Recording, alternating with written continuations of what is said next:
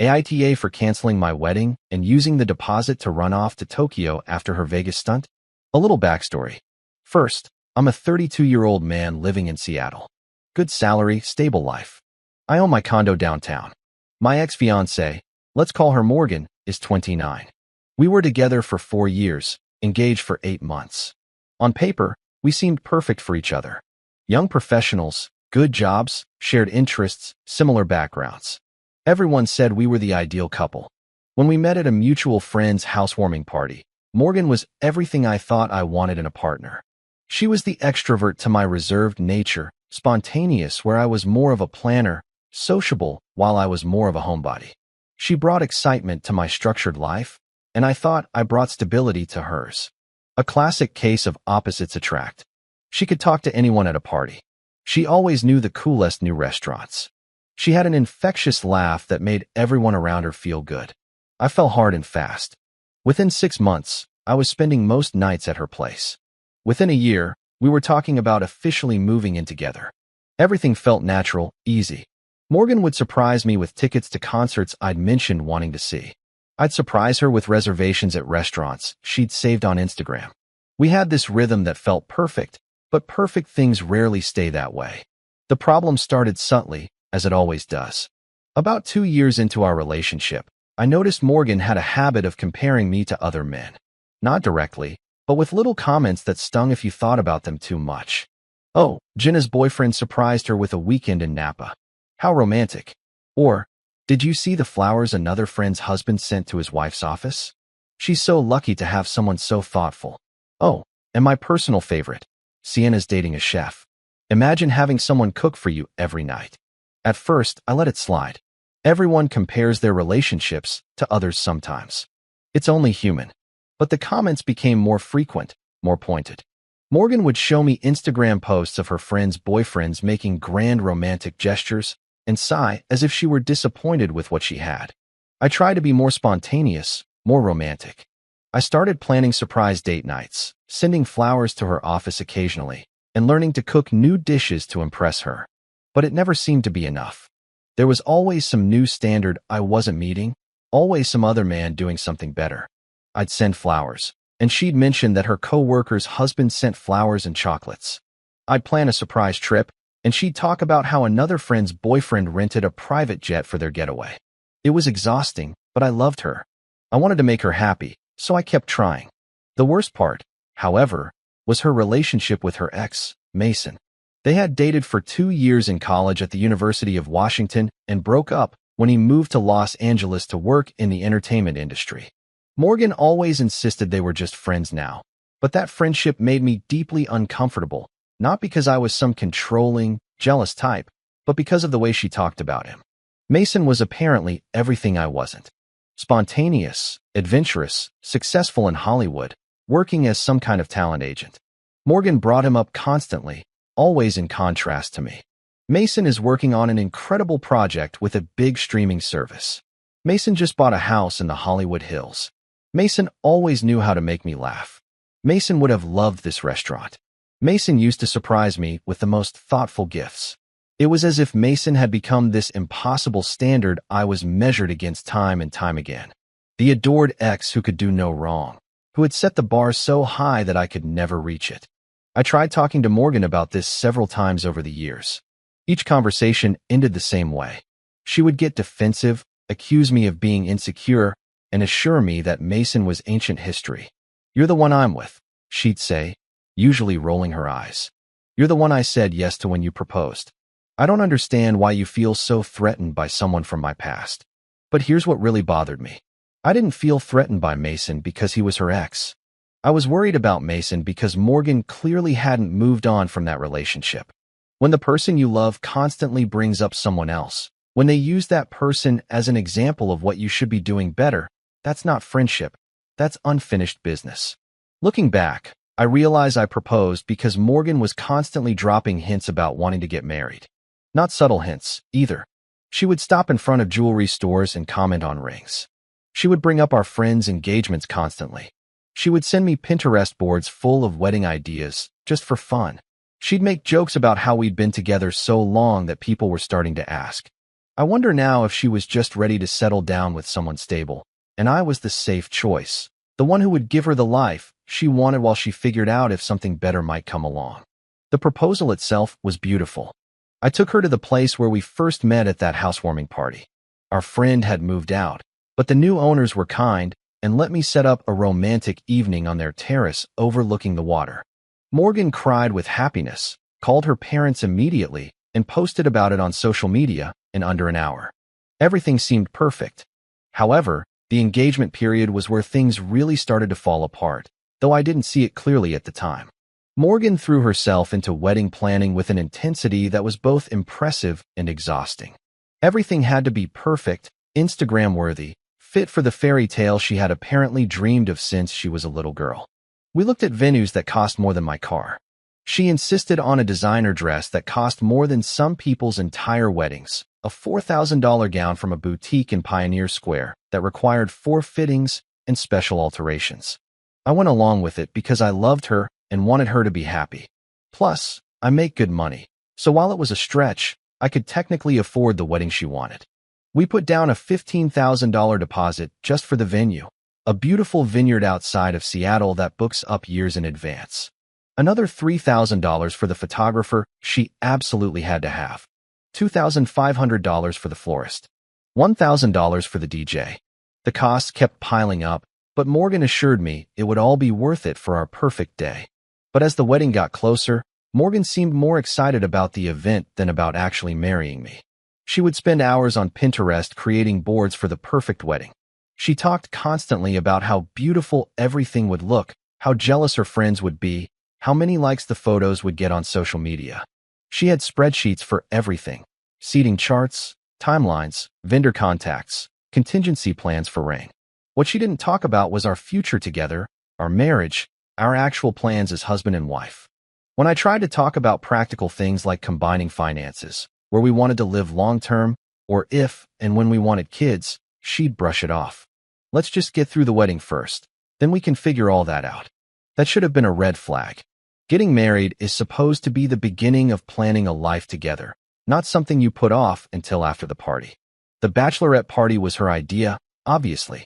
Morgan wanted to go to Las Vegas with her college friends and a few coworkers. A long weekend at the Cosmopolitan, pool parties, clubs, shows, the whole stereotypical Vegas bachelorette experience. She had been planning it for months, creating group chats, coordinating flights, and booking activities. I wasn't thrilled about it, mainly because I knew Mason now lived in Los Angeles, just a few hours from Vegas. When I mentioned this concern, Morgan rolled her eyes hard. Mason has nothing to do with my bachelorette party. This is about celebrating with my girls before I become a married woman. You're being paranoid. Maybe she was right, I thought. Maybe I was being paranoid. I planned my own bachelor party for the same weekend. Something much quieter. My college buddies, a rented cabin in the Cascade Mountains, hiking, craft beer, and poker. To each their own, right? Morgan left for Vegas on Thursday morning, April 15th. She was practically vibrating with excitement as I dropped her off at the airport, which I found a little strange. I mean, she was excited about our wedding, too, but this felt different, more intense. She was constantly checking her phone, texting her group chat, and taking selfies for her Vegas or bust Instagram stories. I'm going to miss you, I said as I left her at the terminal. You too, babe, she said, giving me a quick peck before grabbing her suitcase. Don't do anything too crazy on your bachelor party. That was the last genuine gesture of affection we would ever share. Thursday night, she sent the usual texts. Pictures from a steakhouse dinner, updates on their hotel suite at the Cosmopolitan, complaints about how expensive the drinks were. OMG, bottle service is like $500. Good thing we're splitting it. Normal bachelorette party stuff. I was having a good time with my friends at the cabin, so I wasn't paying too much attention to my phone. Friday was when things started to feel strange. Morgan's texts became less frequent and more vague. Instead of detailed updates on what they were doing, I'd get messages like having a blast or Vegas is crazy, accompanied by group photos where everyone looked drunk and happy. When I'd ask for details about what they'd done during the day, she'd reply with something like, too much to type. I'll tell you when I get back. This was odd. Morgan usually loved giving me a detailed play-by-play of her outings.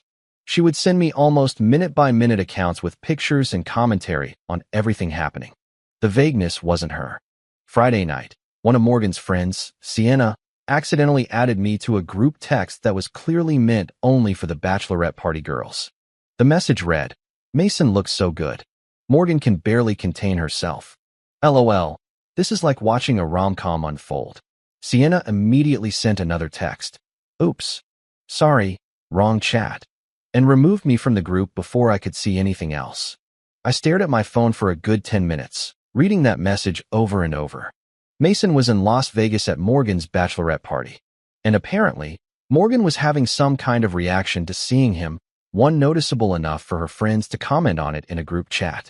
My hands shaking, I called Morgan immediately. It went straight to voicemail. I tried again. Nothing. I texted her. "Hey, call me when you see this."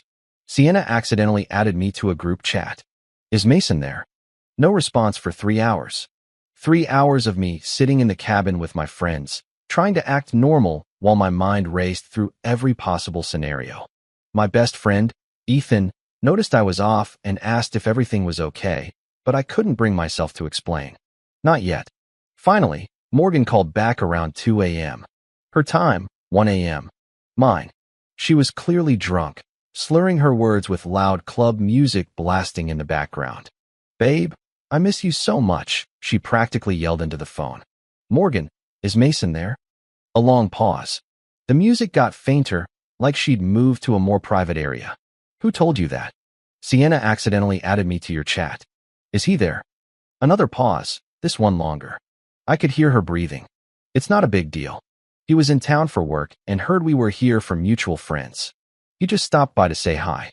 "Just stopped by to say hi?" "Morgan, it's 2 in the morning. You're at a club. How does someone just stop by a club? We ran into him earlier.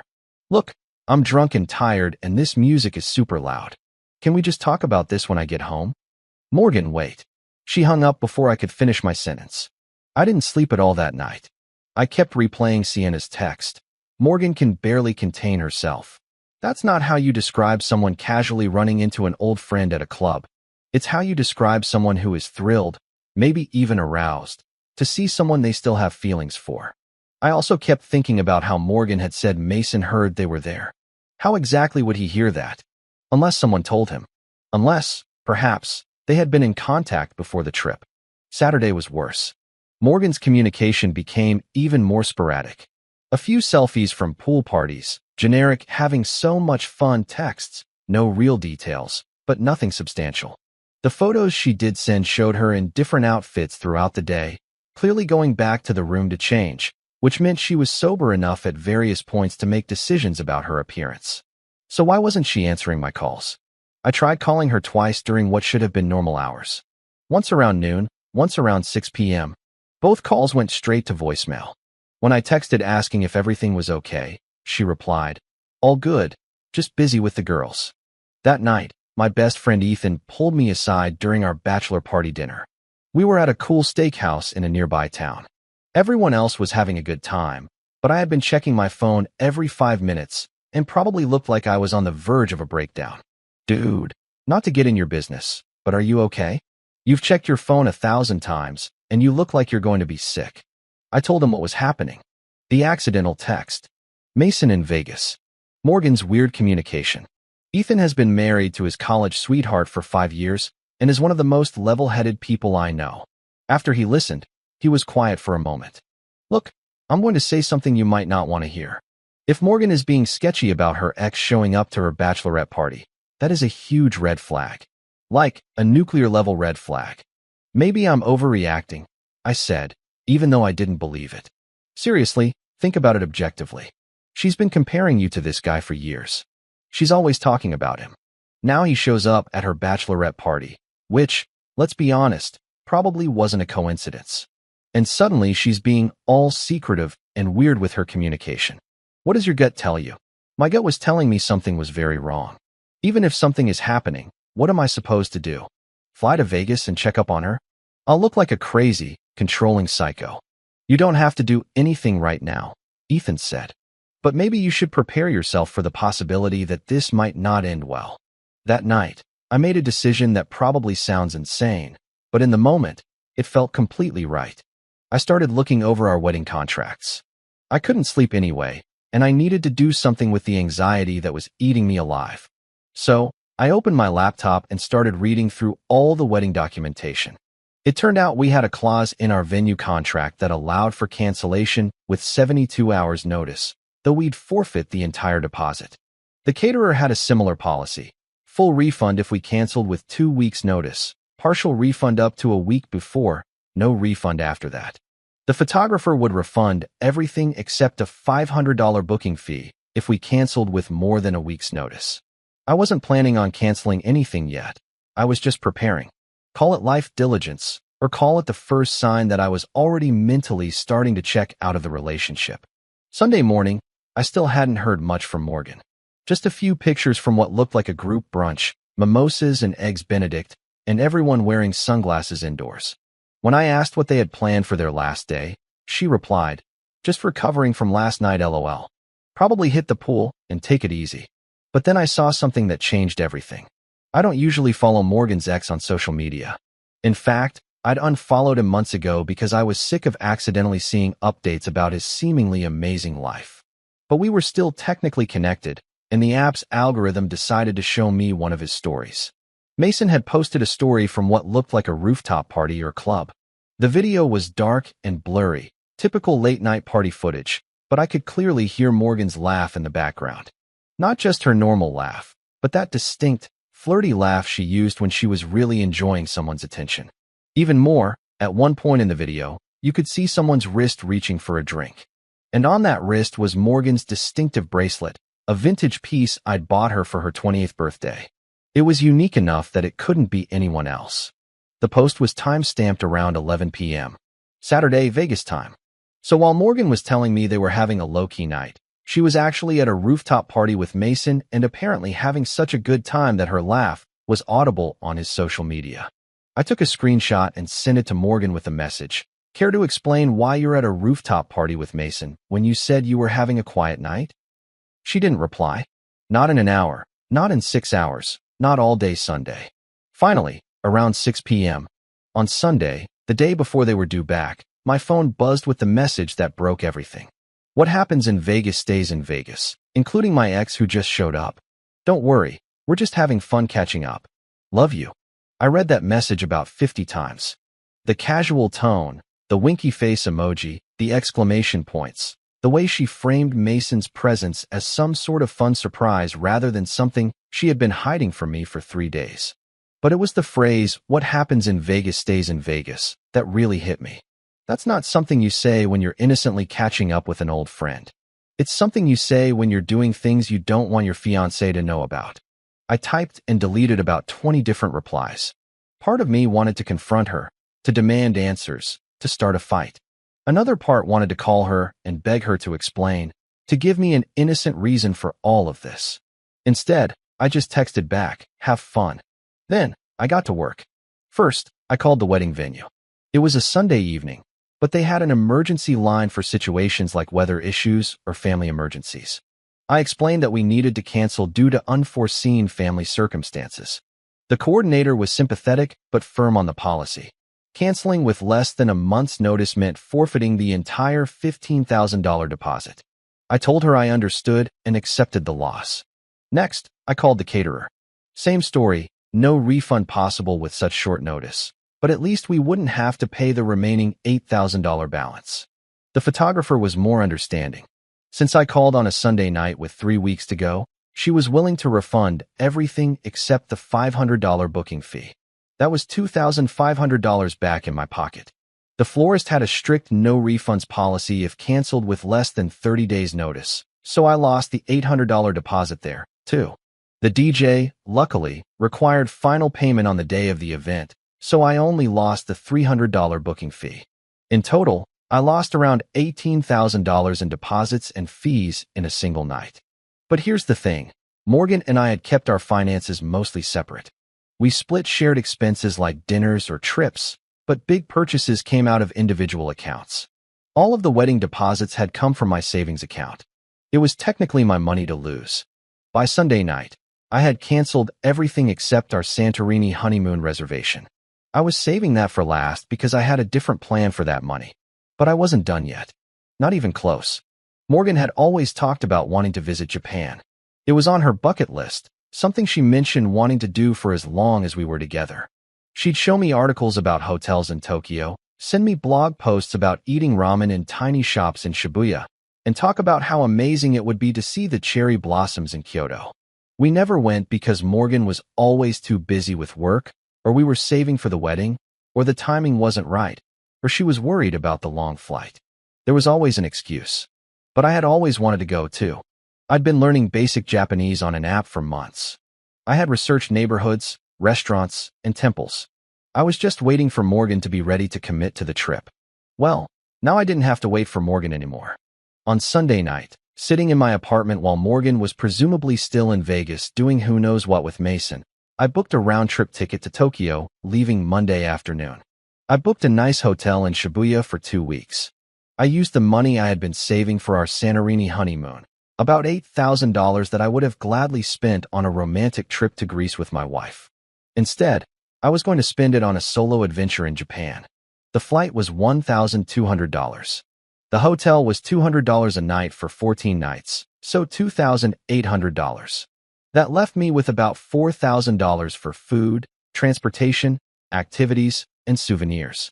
More than enough for a spectacular trip. When I clicked Confirm Purchase on the hotel booking, I felt something I hadn't felt in months. Excitement. Pure, simple excitement for something that was just for me. On Monday morning, Morgan called me around 7 a.m. My time. They were at the airport, waiting for their flight back to Seattle. Hey babe, we're at the gate, waiting to board. God, this weekend was insane.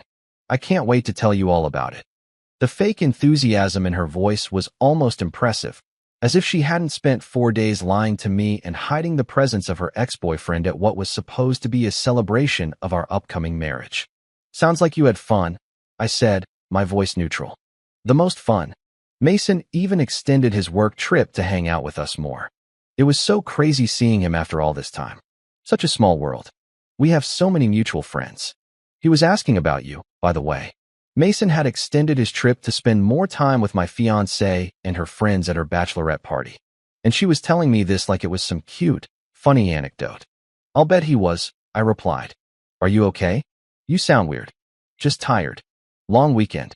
Well, I'll be home around 6. Let's get Thai food and have a chill night. I'm so exhausted.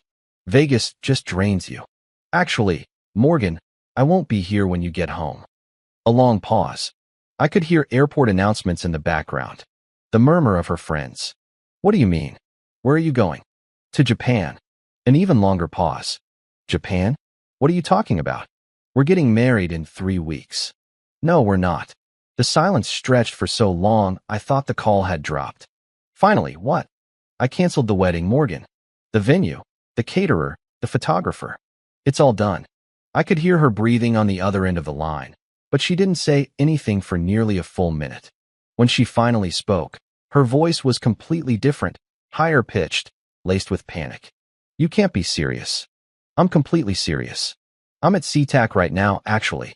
My flight boards in 2 hours. This is insane. You can't just cancel our wedding because you're having some kind of paranoid breakdown. I'm not having a breakdown, Morgan. I'm making a rational decision based on the information I have. What information? That I ran into Mason in Vegas? That's not a reason to call off a wedding. There it was again. I ran into Mason's story. As if it were pure coincidence that he happened to be in Vegas the same weekend as her bachelorette party. It's not just that you ran into him, Morgan. It's that you lied to me about it from the beginning. It's that you've been secretive and acting strange all weekend. It's that you sent me a text saying, what happens in Vegas stays in Vegas, like you're keeping secrets from your fiancé. You're totally misinterpreting that text. Oh, am I? Then explain it to me. Explain why you hid the fact that Mason was there from the moment it happened. Explain why your friend said you could barely contain yourself when you saw him. Explain why you've been distant and vague all weekend instead of giving me details like you always do. Another long pause. I could hear her friends asking if everything was okay, her whispering for them to give her a minute.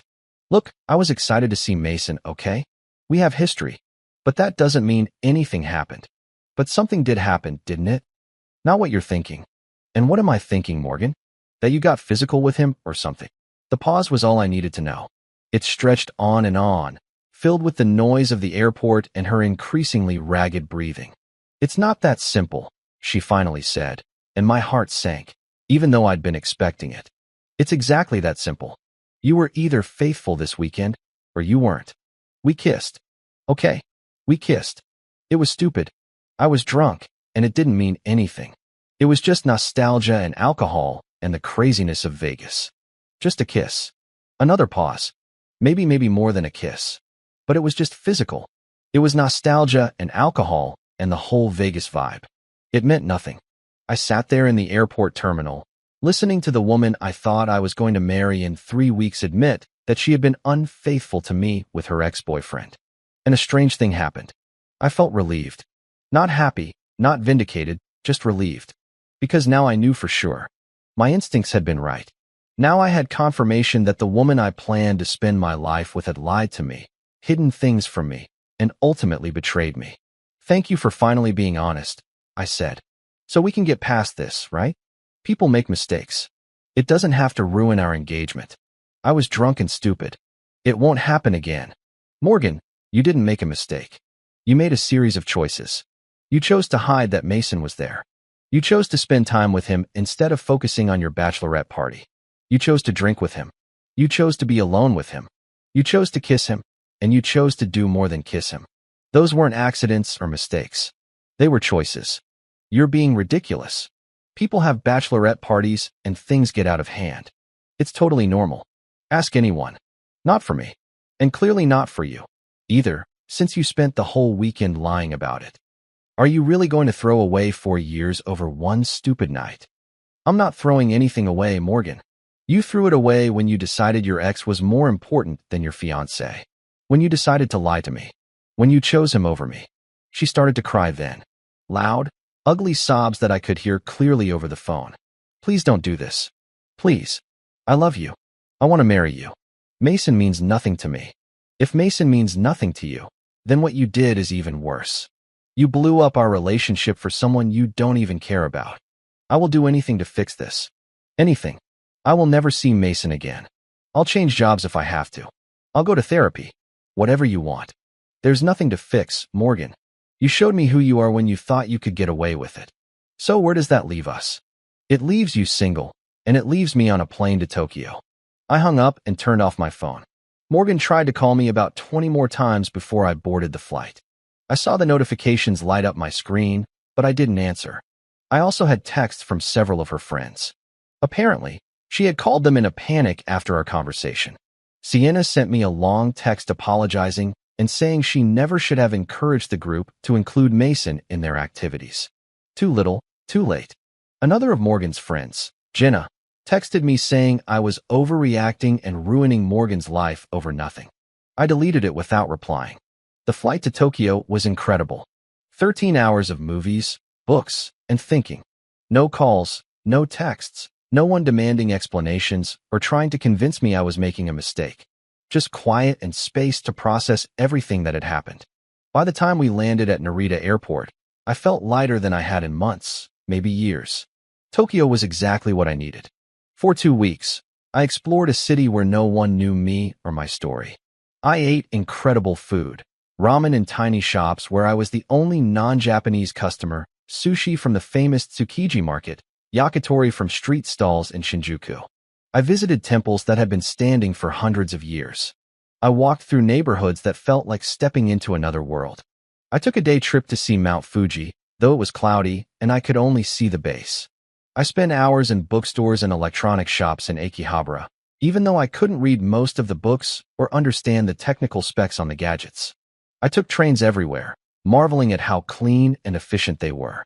Most importantly, I had time to think clearly about my relationship with Morgan, without her there to spin the narrative, downplay what happened, or try to talk me into giving her another chance. The red flags had been there for years, and I had ignored them because I loved her and wanted us to work. The constant comparisons to other men, especially Mason. The way she talked about Mason as if he were some perfect ideal that I could never live up to. The focus on appearances and social media instead of the substance of our relationship. The fact that she seemed more excited about the wedding, the party, the photos, the attention, than about the marriage itself. I had been so focused on trying to be the man she wanted that I'd lost sight of whether she was the woman I actually wanted to spend my life with. The answer, I realized somewhere between visiting the Sensoji temple and eating the best ramen of my life in a tiny Shibuya shop, was no. She wasn't. Morgan had sent me probably 100 texts during my first few days in Tokyo. I turned my phone on after I landed, but kept it on airplane mode, only checking it at night in the hotel.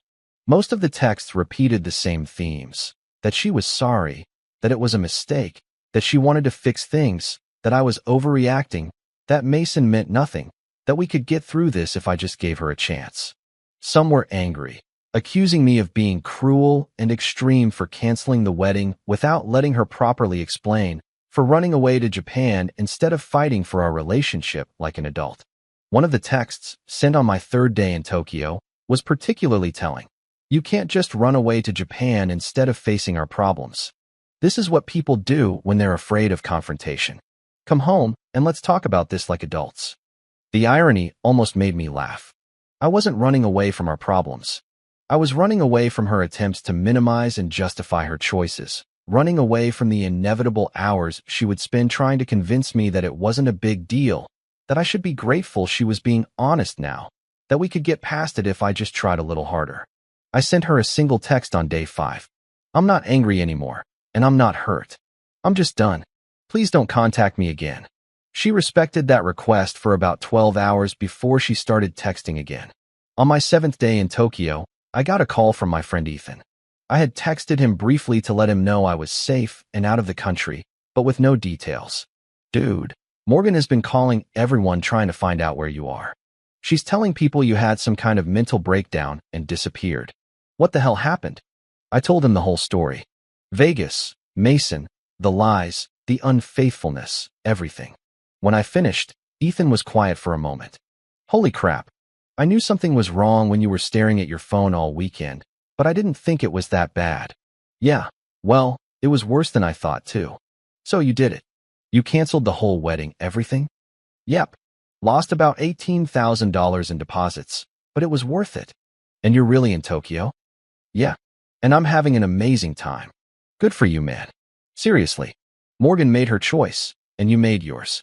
Don't let anyone tell you that you overreacted. That conversation helped me realize that I had done the right thing, not because Ethan agreed with me, but because saying it all out loud, I could hear how absurd the whole situation was. My fiancée had lied to me for 4 days about her ex being at her bachelorette party. Then she was unfaithful to me with him. And then she tried to downplay it as a meaningless mistake that shouldn't affect our engagement. Who does that? Who lies to their fiancé and then acts shocked when there are consequences? When I got back to Seattle 2 weeks later, I felt like a different person. Calmer, more self-assured, clearer about what I wanted out of life and out of a relationship. The trip had been exactly what I needed: space, perspective, and proof that I could be happy on my own. Morgan was waiting in the lobby of my condo building when I arrived. She looked terrible, like she hadn't been sleeping or eating well for weeks, which was probably true. We need to talk, she said, standing up from the couch where she had apparently been waiting for me. No, we don't, I said, wheeling my suitcase toward the elevator. Yes, we do. You can't just disappear for 2 weeks and not give me a chance to fight for us. I pressed the elevator button and looked at her. This woman I had spent 4 years with, this woman I was supposed to marry in 10 days. And I felt nothing. Not anger, not sadness, not love. Nothing. Morgan, there is no us anymore. I thought I made that clear. You made a decision when you were emotional and upset. But you've had time to think, and so have I. We can fix this. I know we can. The elevator arrived. I stepped inside. Morgan followed me. What exactly do you want to fix? I asked as we rode up. I want you to forgive me. I want to reschedule the wedding. I want to start over and do it right. And what about Mason? Mason was a mistake. I've blocked him on everything. I'm never speaking to him again. I've even started looking for a new job so I don't have to travel to LA. And why did it take all of this happening for you to decide that? She didn't have an answer. We reached my floor, and I walked to my apartment. Morgan followed, talking nonstop. I know I messed up. I know I should have told you Mason was in Vegas from the beginning. I know I should have left when he showed up. But I was confused and I was drunk, and he was bringing up feelings I thought I didn't have anymore. I unlocked my apartment door and turned to face her. Morgan, even if you never speak to Mason again, the fundamental problem is still there. You don't respect me enough to be faithful. You don't value our relationship enough to prioritize it over your impulses. And you don't respect me enough to be honest when you mess up. That's not true. You hid that Mason was in Vegas for 3 days. You lied to me repeatedly about what you were doing and who you were with. And you only told the truth when you couldn't lie anymore, because I had proof.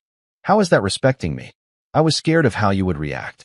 So you chose to lie instead of facing my reaction. Morgan, that's not how a marriage works. That's not how any healthy relationship works. We talked for another hour in the hallway outside my apartment, but it was pointless. Morgan was still operating under the assumption that this was a problem that could be fixed, rather than a fundamental incompatibility that had been exposed. She thought that if she apologized enough, promised to change enough, and made enough concessions, she could undo the choices she made in Vegas. But you can't undo being unfaithful to someone. You can't untell a lie. You can't unshow someone who you really are when you think they aren't looking. The breakup took another month to fully finalize. Morgan kept finding ways to stay connected. She needed to pick up her things from my condo. She wanted to return the engagement ring in person. She had left a book that was supposedly very important. She wanted to talk about what to tell our mutual friends. Every interaction was just another attempt to convince me to change my mind. I was polite but firm. The engagement was over. The relationship was over. I wished her the best, but I did not want to be her friend. I did not want updates on her life. Comment. What I hope you all take away from this story is not just about the pain of being let down, but about the power of choosing yourself. Sometimes, the most difficult endings are actually opportunities to rediscover who you are and what truly makes you happy.